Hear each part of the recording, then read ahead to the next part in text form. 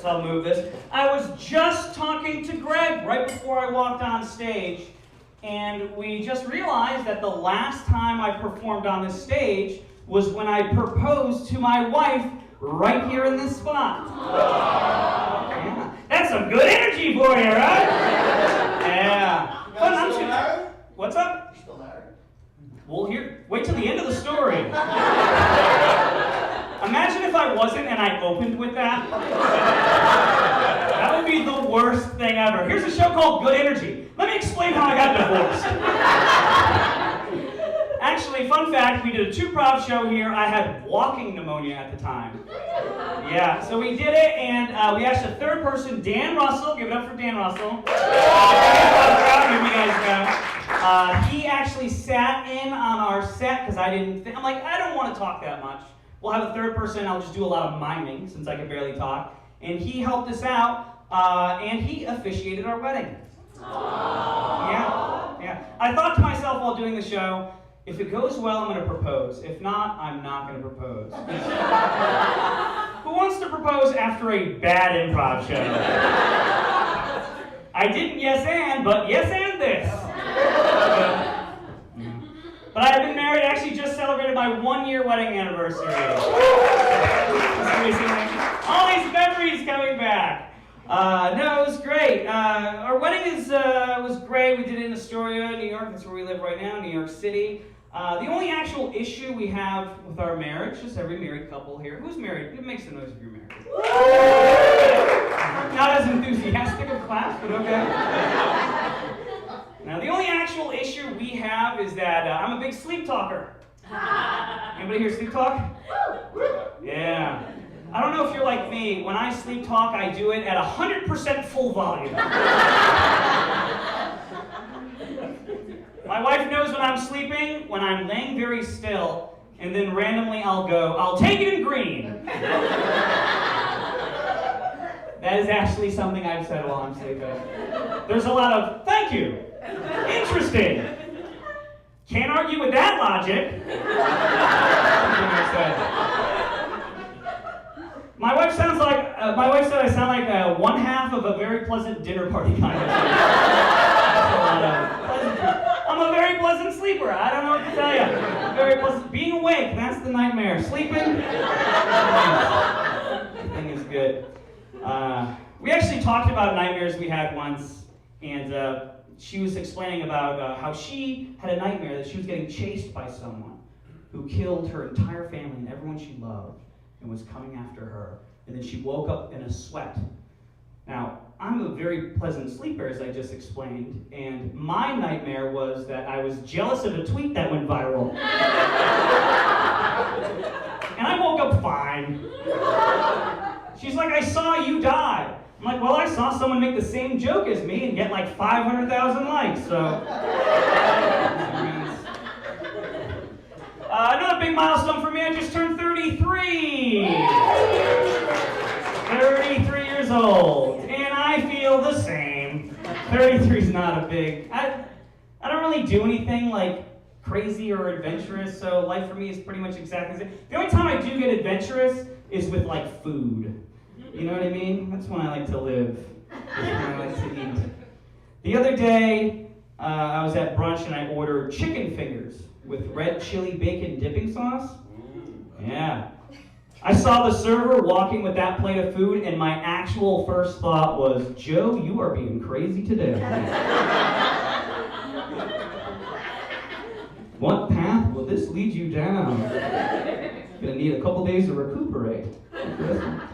I'm trying to eat better. I'm trying to eat healthy. You know, I'm 33 years old. I've been working on a lot of gaining a little bit of weight. Gotta try to kick the fast food habit. So I'm cooking a lot more at home. Anybody here cook at home? Yeah. I forget I'm not in New York. We all order grandma. We all eat pizza. And all the stereotypes are true. We all say, I'm walking here. Now, I'm trying to cook at home a lot more now, but I'm definitely doing it wrong. Because my version of cooking is just me trying to recreate fast food. Actually, the other day I looked up the ingredients to make homemade Doritos Locos Tacos. Here's a fun fact for you guys to know. Fun fact about homemade Doritos Locos Tacos. They taste nothing like the actual Doritos Locos tacos. But they give you the same amount of diarrhea. Learned that one the hard way. Just say. What else about me? I got a small dog. That's great, right? Yeah. He's a rescue. I rescued a dog, which is basically just means I got a dog on clearance. That's all that means. Sounds like I did something, but I just found a sale. They gave me a dog. He's a rescue. That's it.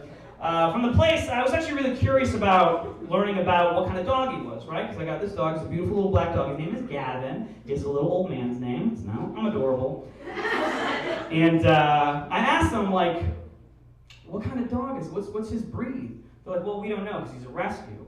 But if you really want to know, if you go on Amazon for $70, you can order like a DNA kit, like a 23andMe, right? We've all done 23andMe, you know what it's about, right? Yeah, you can get on Amazon for $70.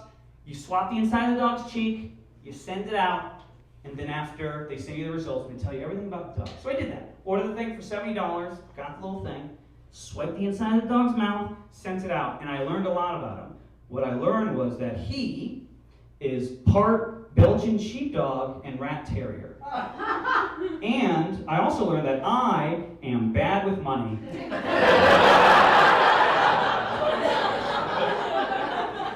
I basically spent $70 to go, neat! What does this information do for me? It's just a very expensive fun fact. I'm trying to be better with money. I got an Oculus Quest headset. You guys know what that is? This one's for Greg. I got an Oculus Quest headset. It's a virtual reality headset. You put it on. You guys heard about this? Like virtual reality, you put it on, you're like in a virtual world. Does anybody know what I'm talking about here? Yeah. So I like to show it to people because a lot of people don't know what it is. So I show it to friends all the time. I'm like, hey, check this out. It's virtual reality. You put it on, and you're in like a virtual world. Everybody I show it to, I get the same juvenile question.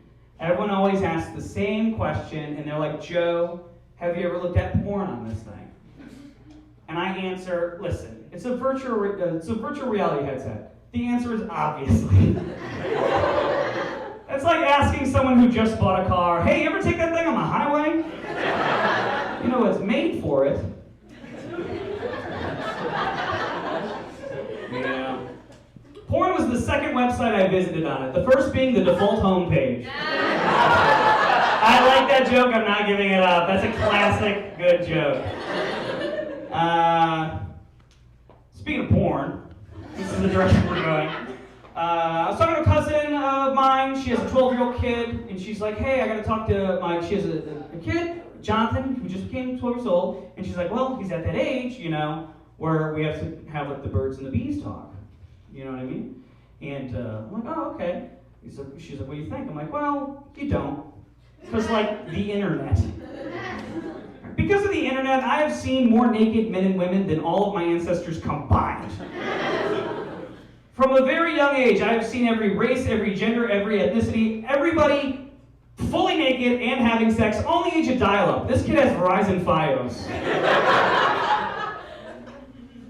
I'm sure there is nothing she is going to tell him that he hasn't already seen in 60 frames a second in 4K. She'll be like, Jonathan, now when a man loves a woman, he puts his penis in her vagina, he ejaculates, and that's how a baby's conceived. Oh, wow. Is that before or after ass to mouth? And at what point do I secretly watch her have sex with a masseuse? We've all seen that video. That's a popular one. Hey!